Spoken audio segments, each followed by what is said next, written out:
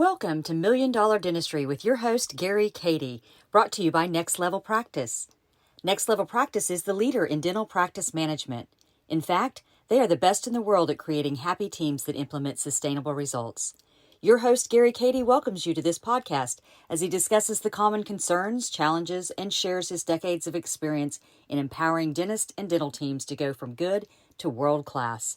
Gary Cady is the visionary voice of Next Level Practice and has for the past 20 years interrupted the status quo of the dental world. He continues to bring national attention to the oral systemic connection and believes in the complete health dentistry model. He is a powerful educator and advocate for dentistry, dentist, and dental teams. He is inspired every day by the courage and personal successes of the doctors and team members he has the privilege of working with. I'm Amber Keithley, the Director of Product Development with Next Level Practice, and I grew up in a dental lab and owned my own successful business for over 25 years. Join us today as we discuss raising your healthy deserve level. Hey, Gary.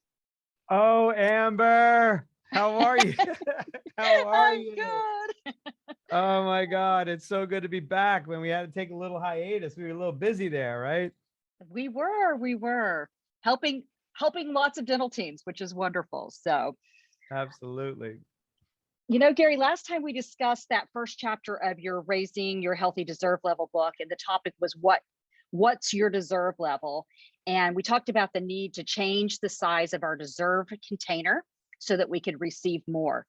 Today, we're going to continue with getting clear on what you want. I love that this chapter includes some really amazing insights. You start off with a bang.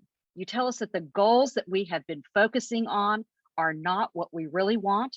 And that is the reason we typically fail at achieving most of those goals. That just blew me away. That we are actually focusing on the means goal and not the ends goal. And that we need to be looking at what we want from a different perspective. Oh yeah. Wow. Oh yeah. Well, strap yourself in, Amber. We're gonna go for a little ride right here because, first of all, it's like, I have the privilege of working with, probably 25 docs a week new. And when I talk to them, I ask them what they want and they really can't give to me. Or they'll say like, I want more money. I want to do more with less time and have less stress, right? Some versions of that kind of conversation. And, it's interesting because it's not real specific. And when I start getting specific, I can see that there's like a reluctance or resistance, and it's very natural. So I have a lot of compassion. I have a lot of empathy, and I've dealt with it myself. But it's, the reason why we don't get what we want is because we don't really focus in on the outcome. Usually, we'll see this in practices too, where people are delegating tasks and then you're on the habit trail of chasing tasks. Did you get this done? Did you get that done? And those are when you delegate tasks, you're really delegating means, like the means to get somewhere. And when you're chasing the means to get there, you never really end up where you want to go, because you don't even know where you want to end up. So, this distinction about means goals and ends goals. Means is this is the means or the way. Another word to say means is this is the way to get what you want, but it's not getting what you want ultimately. And when you just get that as one piece to look at here, all of a sudden you're going to start winning the game just by shifting that. I can't tell you how many docs I talk to and they go, well, I want to equip a fourth op. I want to bring on an associate. But you can bring on a fourth op and spend 60 grand and not have that translate. Or you can, bring on an associate. And I've seen people go upside down bringing on an associate. But if your goal is to go, 2.5 million at 30% profit, by, the end of the year, now all of a sudden the means of, equipping that fourth op or hiring that new associate, that's just the strategy to get there. May or may not be that, right? And so you might be able to do it without that fourth op. You might be able to do it without bringing on an associate. So it really turns people upside down when we distinguish this and deepen it. I love that. And so you say in there also in this section of that, you talk about the integrity to our goals, being in integrity with our goals. What did you mean by that?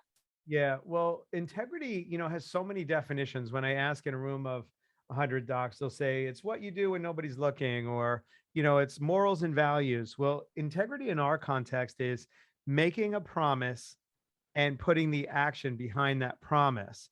And then you either did it or didn't do it. So when you start getting into, okay, now we moved you from a means goal to an ends goal. All right. The ends goal is like this amount of money and this amount of time with this amount of experience, this kind of experience. So that's very clear on like how you want to experience going to work every day, the type of dentistry you want to do.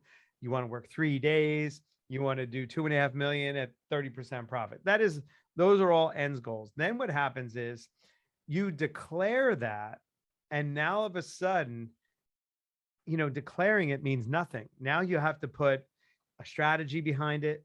You have to put your word behind it. And what we're talking about here in this chapter is when you give your word to something, all of a sudden there's an intention, there's a mobilization of people around you if you're listened to as your word. So like there was a time when I wasn't a man of my word. And I use it in my book. This example, Roger was my coach. I'm like, I'm not getting the results that I want.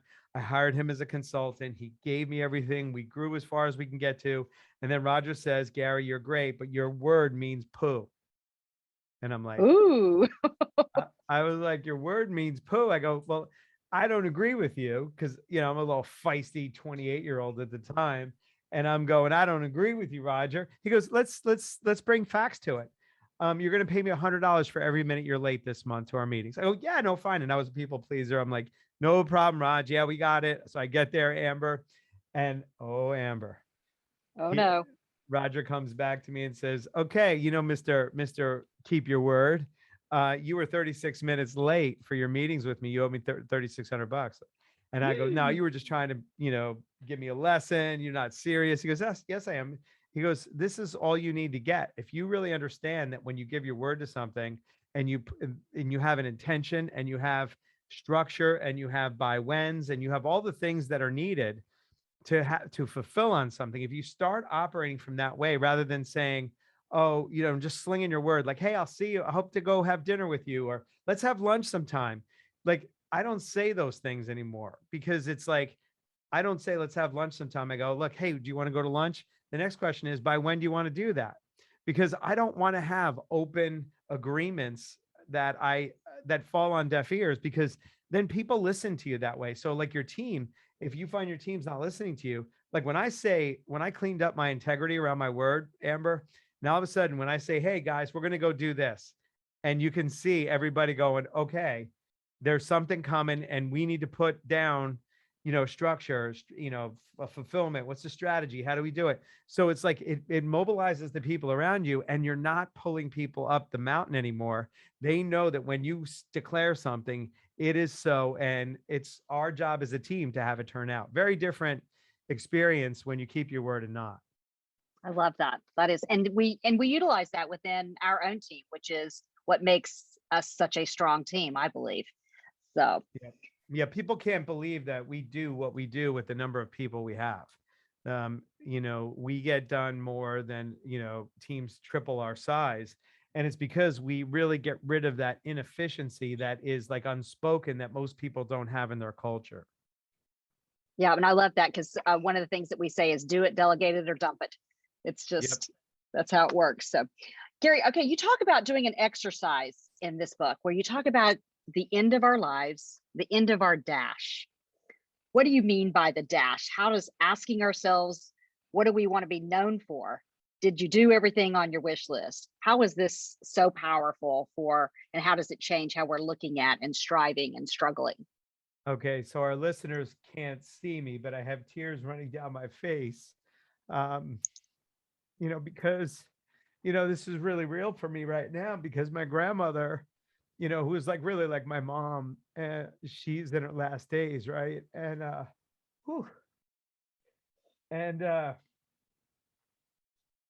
man, I spend so much quality time with her. I've been with her every day in the past 5 days. And, we talk about like her living a full life, 104 years old. And Wow. she left nothing on the court, man. She's not sitting there going, man, I wish we would have done this and I wish we would have done that. We went from California to Arizona to Florida to Mexico to Italy. There was one thing she said, I wish we would have got to Hungary, but like, I'm all used up, Gary. She goes, I'm all used up. And Wow. she's 104 on her deathbed, and she's more alive than people I know that are half her age. She's fully alive. She goes, Gary, I want you to do this, and I want you to do that, and I want you to do this, and don't hold anything back. Life is so short. She's like, I want you to have fun. Like, I mean, it's unbelievable. And then I go, what do you want to be known for? She goes, you know, that, I was a woman who cared. I made mistakes, but I didn't intend to hurt anybody. And I just want people to know that they can live their fullest life now. And, she brought so much joy. You got a chance to meet her, on phone. Like, what she's really known for her prayers and before our events and stuff. And, I just, I didn't know I was going to break down at this moment, but it's like, it's really interesting when you walk somebody in their last days, she keeps saying, thanks for walking me home. Thanks for doing all you did. And there's like no regret there. And, so I can't express any more transparently, authentically, vulnerably around this concept of the dash. Like my grandmother's body, like I was rubbing her feet because they were like swollen and the blood circulation is like kind of like, kind of closing down a bit, and she's like, use your feet. She goes, I know there's going to be times where you're going to be overwhelmed and you're not going to want to do stuff, or you're going to like, cheat yourself and not get the better seat or the better ticket or go to the restaurant you want to go to. And, it's like there's something about like, our minds tell us that we don't deserve things. And Hmm. we wake up when we're on our deathbeds and go, and I should have done this. And why didn't I do that? And, like, don't end up there. Like my grandmother is a great example of not ending up leaving anything on the court. Like she was all used up. And so it's really been what's been in some sadness and saying goodbyes and the tears and all that has been a real celebration of life. And Amber, if one person out there can get that, if you're sitting there, make the damn unacceptable things unacceptable. Don't just sit there and put up with stuff. Like, pain is necessary in dentistry and suffering is optional. Like pain means you need to make a change because it means your integrity is like what's true to you, your truth is not being lived out, like the team you have or the type of dentistry you're doing or the patients you have, or not having a hygienist in today's world or whatever. Make that stuff unacceptable. It doesn't mean you're not going to have problems, you're not going to have downsides, but you do have control if that pain sits there for 1 year, 2 years, 3 years, 5 years, 10 years. Don't live in that crap. Do not live in that crap. Do what you want to do. I talked to my grandmother and she's like, stop doing things you're not good at. Stop doing things you don't like doing, and stop dealing with toxic people. And if people aren't operating, like I want to people please. So like there's a person or two around me that is like, they're not operating at their standards. Be a contribution to them. Tell them that they're not operating the standards, and don't put up with it. Communicate, and either they step up or they step out, but that's okay. But don't put up with anything less than living in a full life right now. And man, I had to work through that portion. And I think we just leave this in, and just share from this place, Amber, because hopefully somebody might get off their stuckness and get into action right away. Gary, this was very powerful because this took something that was words on a page and made it real. It took it to a level that we can feel. I have goosebumps. I can feel this, and yes, I got the privilege of being able to talk to her a few times over the last 2 years. And it has been, she is an incredible, she led us, and she led us from her living room, and she led us from her knees, which was more powerful than anything else. She was a humble, and she is a humble and a kind and a phenomenal leader. And Yeah. she's infused that in you, and and she's what she's taught you, you're now taking to the world and actually sharing that as well. And this is where we're looking at, we're talking about the ends, we're not talking about the means, we're talking about the ends, what it is that you want Yeah. at that end. Yeah, and I lived it out. Like one of the things in one of our advanced courses, there's an exercise that I do about this. And I have people close their eyes and I say, look, if you envision yourself on your deathbed in your last days, who do you have around you? What have you accomplished? What do you wish that you might have done differently? And then just we journal that, and it's amazing how you can actually bring that to life and remove things that don't work anymore, and then create a space. If you need time, if you want more money, if you want to have more connection. By the way, ultimately, the thing I learned through this whole process is really you can tear away money, you can tear away regrets, you can tear away all those things. All we want is connection to human beings. Like holding my grandmother's hand for hours, and I have a picture of it, and that's how I'm going to remember her. And it's like, that's it. She knows that she's like, Gary, you were there for me, and she was there for me. And, it's pretty amazing. And it's amazing where we come from and what's possible once you start stepping into this work that we're talking about here. I love this. It's the quantum leap. It is absolutely the quantum leap when you are willing to look at these things in a way, in a different shift, with a different shift in your focus, and a different shift in your thinking and in your feeling, and that type of thing. You can actually make the big discoveries and make the big changes that will change your life. But yeah, and the big thing is this distinction of quantum leap and this concept of my second book called Raise Your Healthy Deserve Level, the sequel to Million Dollar Dentistry. And the reason why I wrote this, Amber, was because um, I was sabotaging my success. So in Million Dollar Dentistry, you get massive success. You grow your practice 25, 30, 40, 50. We've doubled practices using that methodology, and then continue to grow year after year consistently. Then what happens is this idea of quantum leap, like, hey, we can actually really grow in a multiple.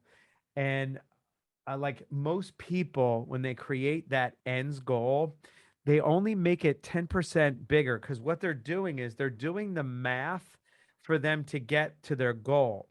One of the things that we do is we believe in detaching from your past and detaching from how to do it, because in order to have a quantum leap, if you're doing the math or thinking, or your myths, like we have a lot of these limiting beliefs or these myths that we made up, that says the only way for me to make more money is to work more time chairside. And, or if I'm just a little bit more efficient, I can get 10% better. This is about like declaring an outcome exactly the way you want it, not knowing how to get that done. Now, by the way, it's very important for dentists to understand this concept, because this is different than going into the mouth and fixing it, because you need to know how you're going to, the process to get there.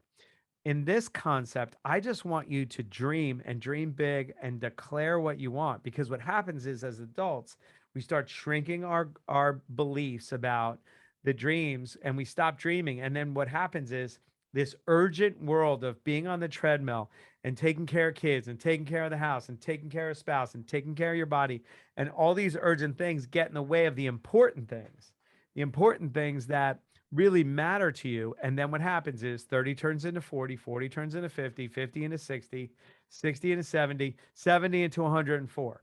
It goes Mhm. fast. And most of us live in the someday whens, maybe never. Someday when I get skinny, then I'm going to meet a girl, then I'm going to get married, then I'm going to have a family. The someday whens, maybe nevers. And we want to get out of that crap. We want to go, Here's what I say, only because I say it. I want to go to 2 million. And it's not airy fairy for those methodical thinkers. Hmm. Methodical thinkers have a hard time with this. People that need to know the steps to get there. I work with a lot of methodicals. You have to be methodical to be a dentist. So we help them clear a mini space, a little window of just saying, here's what I want. And, we'll often do like, I'll do a half hour. I block 5 hours in my schedule each week to do 10 meetings of free time with our dentists. And what I find is it's really magical to just get on the phone and sometimes you just need somebody to pull it out of you. It's right there on the tip of your tongue. But these calls, Amber, that I spend with docs and I just pull it, it's like, I go, come on, what do you really want? And then they go, I really want this. And then the minute they say it, I'm like, well, great. Now we can create it. Let me show you how. And then they're in that dialogue and they're like, oh my God, you just gave me so much hope. Hope is like, if you don't have hope, you can't create it. And if you don't see it, you can't create hope.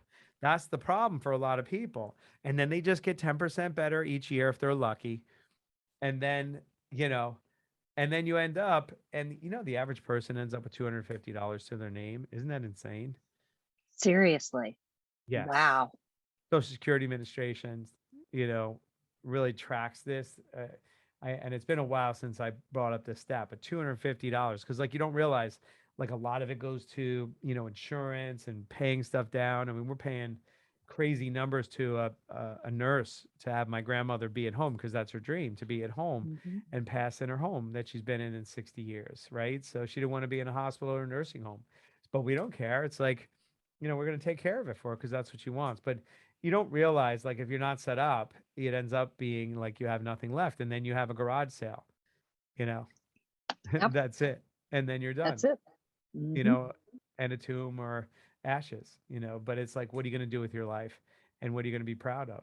And it really comes from declaring the quantum leap, and then now you have a gap, and the gap is where you are, between where you are and where you want to be. And here's the thing I learned, Amber: the bigger the gap, the easier it is to create it.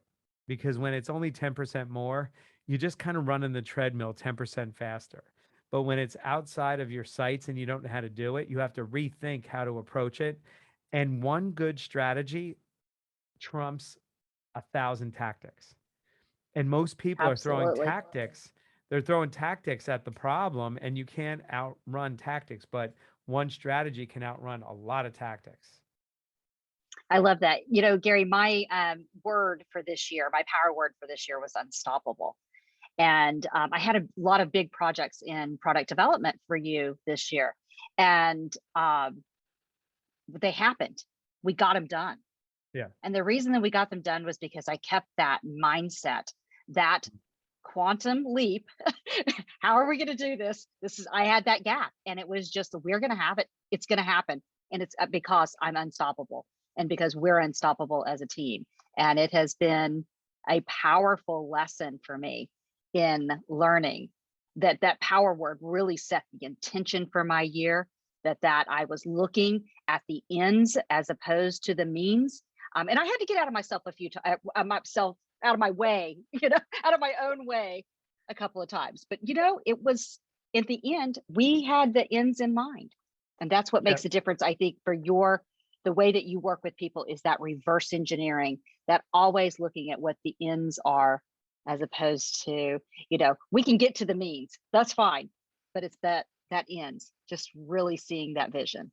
Well, I want to flip the script. You're usually the host and interviewing me, but I think it's appropriate that we flip the script and I interview you because, first of all, I want to acknowledge you for the courage that it takes to, you have a default approach to get things done.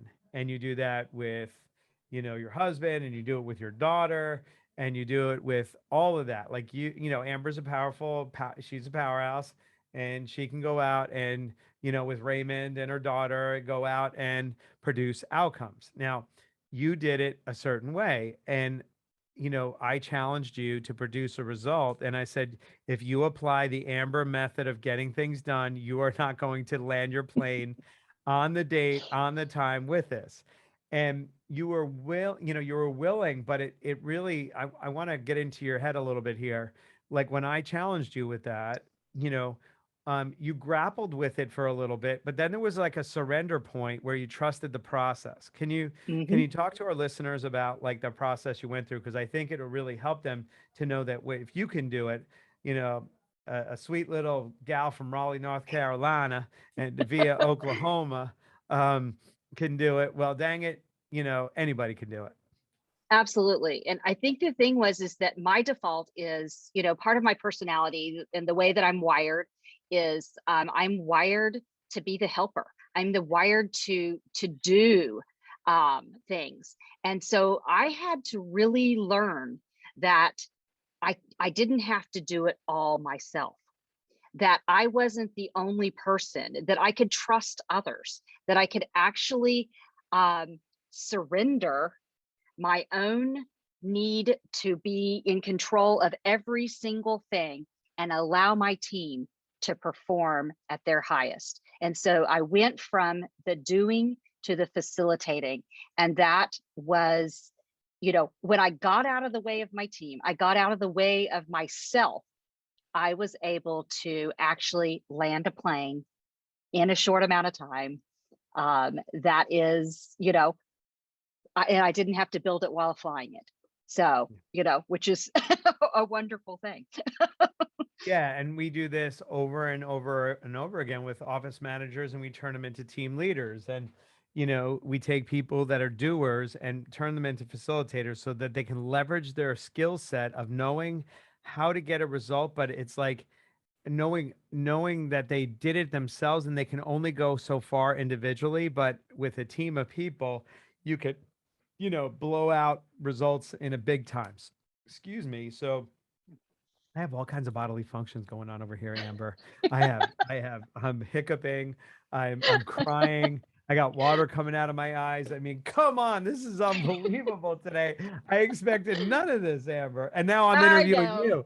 You talk I about like know. what a good podcast this is, Amber. Like we're just really in the moment, really looking to bring value. And I hope you guys are getting value from this because, you know, without this step, I find it's difficult. If you don't know where you're going, you can't land it there. And you know, like I always have the 1% rule. If you're 1% off, you know, between New York, if I'm 1% off between New York and Rome, I like going to Italy.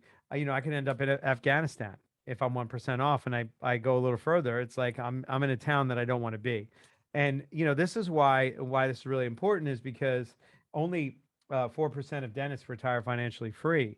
And it's because, you know, the someday wins. They don't reverse engineer and figure out what they need now and then have a trajectory and a game plan to land the plane. And we, you know, our game is five M over five Y, 5 million over 5 years. You know, we have a whole course built around how do you get to 5 million over 5 years so that you can be, you know, financially free. I mean, if you can get 5% on 5 million, you got 250. You know, when all your expenses are done and you're ready to retire, you live off of 250.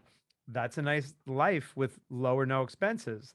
And so, you know, and then you still have your cushion. So it's like it's really important that you know, putting the ends goals in, knowing your gap, detaching from the past, and then you know what's going to come up, Amber. You know it's going to come up and get in the Oh, way. those little picnic peoples Those things. little those little picnic, the red ones bite, Pest they picnic, hurt. picnic. Yeah, we have those in the South. They're called fire ants, and they are not Fire nice. ants. Fire ants, fire ants. So fire ants, yeah, the ants and ants. We like acronyms over here. So ants are automatic negative thoughts. So, you know, what's going to happen is you're going to say, I want to work 3 days, 2 million, 30% profit, take home 600,000. And you're going to go, I can't do that. You know, here's why I can't do it. And the voice is going to go, and you just know that your voice is speaking to you and it's speaking to you in a protective tone.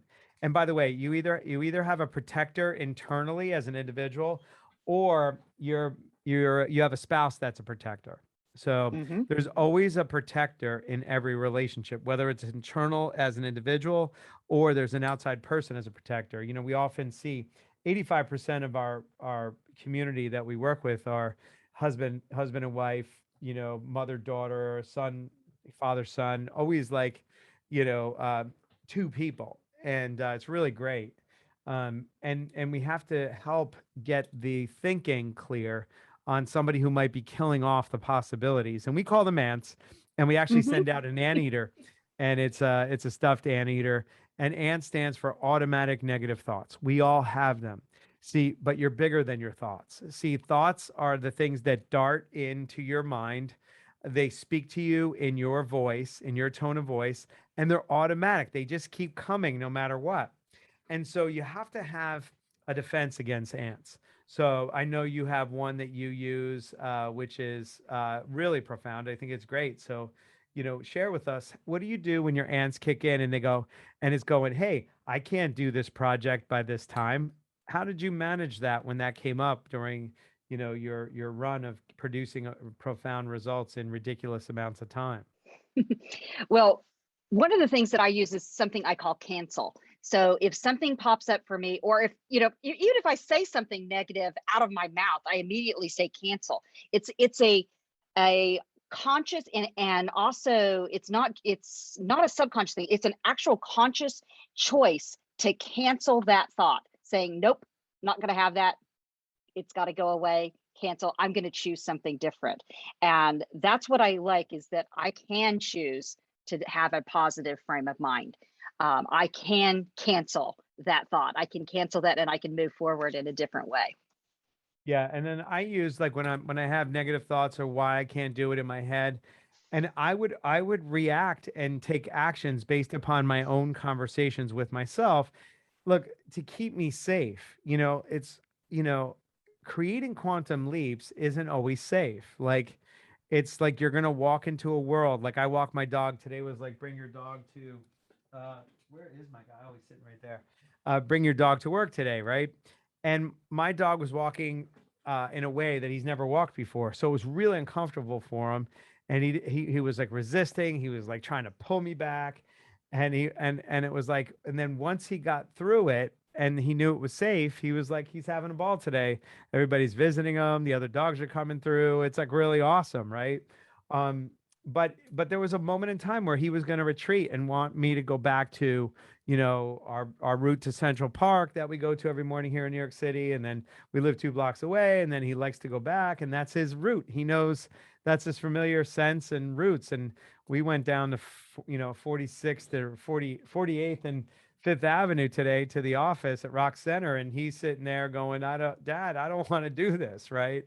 So yeah, it's Well, really, yeah, really it cool. gave him anxiety. It gave him anxiety to make a change. And I think that sometimes we allow that anxiety that comes up when we're making a change, when we're making that quantum leap, to stop us from really actually hitting the goals that we want, because um, we allow that to come up. Exactly. We are wrapping our gig up today, Amber. We went long on this one. We sure did. Absolutely. So, Gary, this was a powerful episode today. This is the type of life-changing information that helps your clients, and it's helped all of our clients, like, really move into the possible impossibility and into a transformed life. I really want to thank you for sharing, for being vulnerable with us today, for really taking the time to share where you're at and how you got here, and who those people were in your life, because we did talk about a very powerful person in your life that has actually taught you so that you can teach others as well. So Yeah, you bet. And it's like I'm a student. Like I am a teacher. I am a coach. I am a, advisor, visionary, those types of things, but I'm also a student of our work and practicing it every day. So everything that we share here is something we practice and we participate in. And when we don't, we always say, what part of our methodology are we not applying, that we're either suffering or not getting the result we want? And we really just look inside of the methodology that we're sharing in these podcast episodes. thank you. Thanks, Gary. This has been great chatting with you again, and I look forward to continuing and deepening this discussion in our next episode. And if you would like a copy of Million Dollar Dentistry, please contact me at Next Level Practice. You can reach us at nextlevelpractice.com/podcast and request a copy in our Ask a Question box. We look forward to brightening your smile. Hit the like, the follow, and leave us a review. Thank you. Thanks, Amber.